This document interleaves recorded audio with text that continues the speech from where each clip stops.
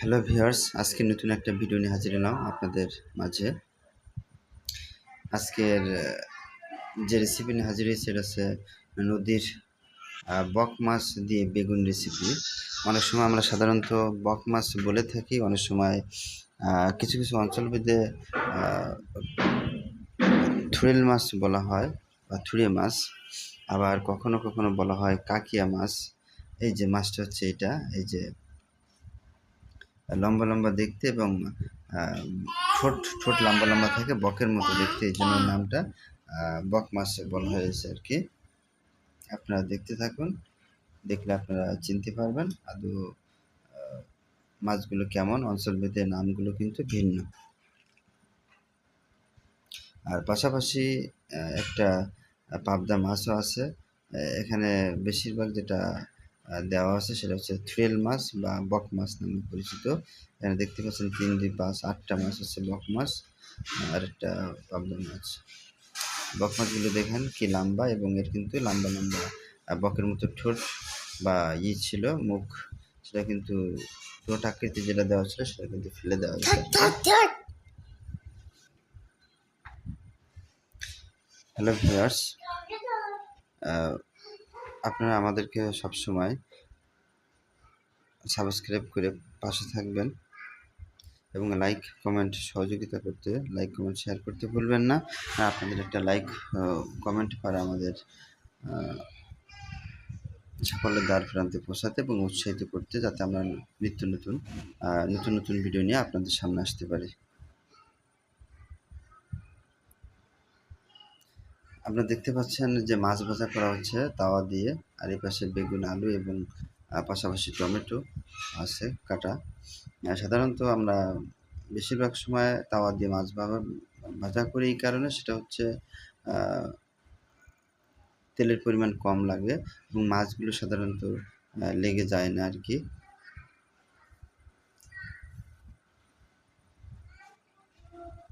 আমাদের সুবিধার জন্য, যাতে সহজে দ্রুত মাছ ভাজা করা যায় এবং মাছের তেলের পরিমাণ কম লাগে, তার জন্য কিন্তু এটা ব্যবহার করা হয়। দেখতে পাচ্ছেন যে সহজে কিন্তু মাছগুলো কিন্তু নাড়ানি বা খুন্তি দিয়ে কিন্তু উঠানো হয়ে গেল। এটা দিয়ে যদি আমরা কড়াইতে যদি মাছ ভাজা করতে যেতাম, কিন্তু আমাদের সময়টা বেশি লাগতো এবং তেলের পরিমাণ বেশি লাগতো। তেলের পরিমাণ যদি বেশি দেওয়া হতো তাহলে হতো। আর এতে কিন্তু তেল এক প্রকার নাই বললেই চলে।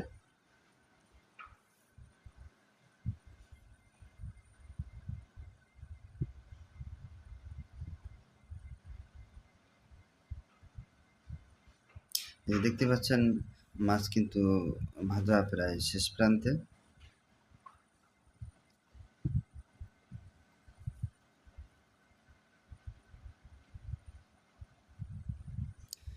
হ্যালো ভিউয়ার্স, আপনারা চাইলেও যে যেখান থেকে দেখছেন সকলে বাসা বাড়িতে আপনারা চাইলে তাওয়া ব্যবহার করে আপনারা করতে পারবেন আপনাদের সুবিধার কথা ভেবে।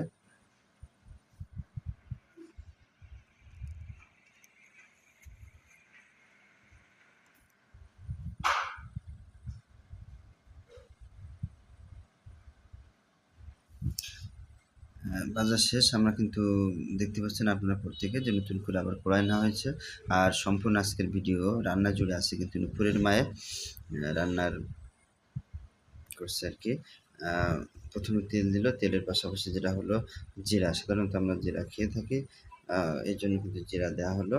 আর আপনি সকলে জানেন আমরা মশলার পরিমাণ কিন্তু খুব কম খাই।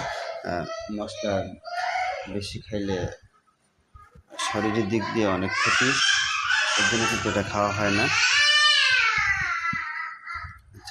এখন যেটা দেওয়া হলো আলু, আলুর পাশাপাশি অন্য যেগুলো আছে মশলা হালকা যেগুলো আমার প্রয়োজন, আমি যেটুকু খাই সেটুকু দেওয়া হবে। দিয়ে তারপর আস্তে আস্তে আমরা নাড়তে থাকবো। এটা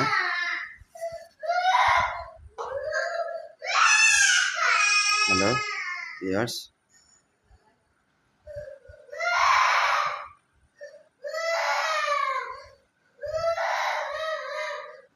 এই দেখতে পাচ্ছেন হলুদ দিয়েছে, হলুদ এবার হলুদ এবং লবণ দিয়ে নাড়ানি দিয়ে নাড়ানো হচ্ছে।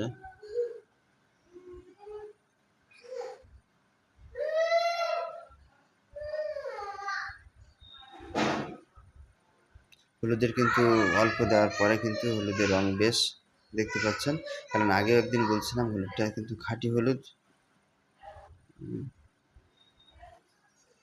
কাঁচা হলুদ ও এটা ক্ষেত থেকে ওঠানোর পরে এটা কিন্তু ভাঙায় নিয়ে আসলাম, ভাঙায় নিয়ে আসছি, মানে খাঁটি হলুদ এই কারণে বলছি। হালকা কিন্তু মশলা দেওয়া আছে, যা অর্থাৎ না দিলে হয় না, সেই হিসাবে মশলা দেওয়া খুব কম পরিমাণ। মশলা এখানে যেটা আপনারা দেখতে পাচ্ছেন যেটা দেওয়া হয়েছিল হচ্ছে এখানে ছিল পেঁয়াজ বাটা ছিল একটু, আর ছিল হচ্ছে আপনার জিরা জিরা বাটা, সাথে রসুনও বাটা ছিল।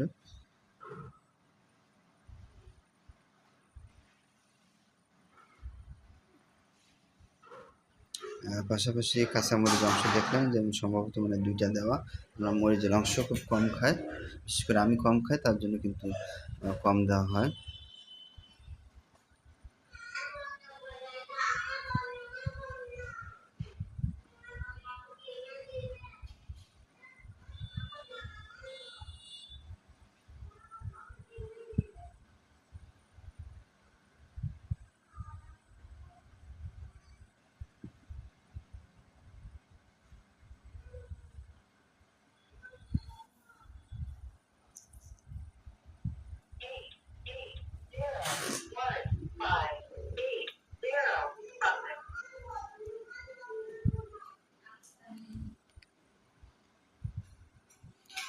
পাশাপাশি যেটা হয়েছে সেটা হচ্ছে আপনারা দেখতে পাচ্ছেন টমেটো দেওয়া আছে, টমেটো দিয়ে কিন্তু এবার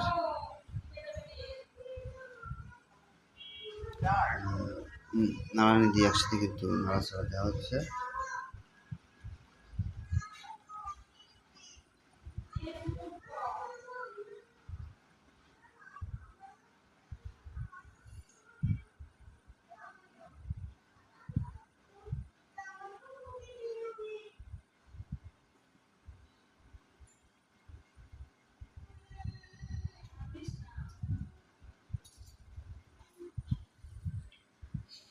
এবার দেখতে পাচ্ছেন যে অলরেডি মনে হচ্ছে লেগে যাবে যাবে অবস্থা। এবার কিন্তু বেগুন দিয়ে কিছুক্ষণ জ্বালানোর পরবর্তীতে যেটা পানি দেওয়া হবে, তেল দেওয়া হবে না, তেল বেশি দিলেও সমস্যা, তেলও কিন্তু আগে বলছি আমরা কম খাই। যে বেগুন দেওয়া হয়েছে,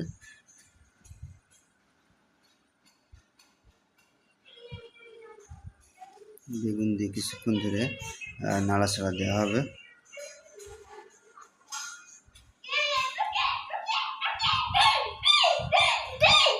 হ্যালো ভিউয়ার্স,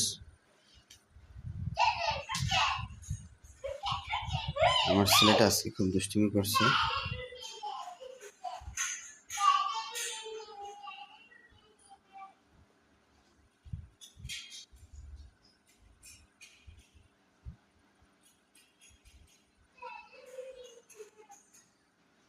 এখানে আপনারা দেখতে পেয়েছেন যে পানি দেওয়া হয়েছে।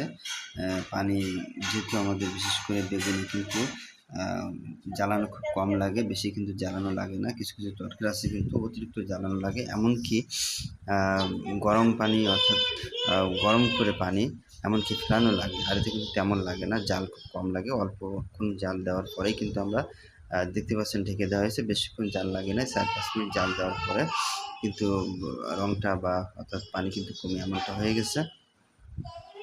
এবার যেটা দেওয়া হবে সেটা হচ্ছে মাছ। মাছ দেওয়ার পরই আপনার চাইলে ঢেকে দিতে পারেন, আর যদি মনে করেন যে ঢাকবেন না তাতে সমস্যা নেই। আস্তে আস্তে কিছুক্ষণ জাল দিলে ১-২ মিনিট জাল দিলে কিন্তু অটোমেটিক্যাল তরকারি হয়ে যাবে, মানে খাওয়ার যে পরিবেশটা হয়ে যাবে।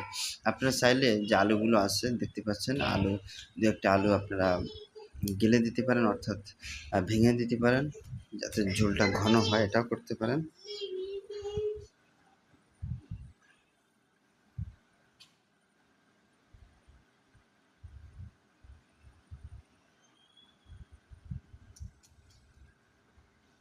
আপনারা দেখতে পেয়েছেন মাছগুলো কিন্তু দেওয়া হয়ে গেছে। আর সাধারণত এটা নদীর মাছ, আর নদীর মাছ বিধায় কিন্তু নিয়ে আসছিলাম বাজার থেকে কিনে। আর মাঝে মাঝে চাইলে আমরা নদীর থেকেও এটা বাজার থেকে না নিয়ে নদীর থেকেও মেরে খেতে পারি। তো এই সময় নদী যাওয়া উচিত হবে না, এই জন্য নদী যায় না। আর বাজার থেকে কিনে আনছে না।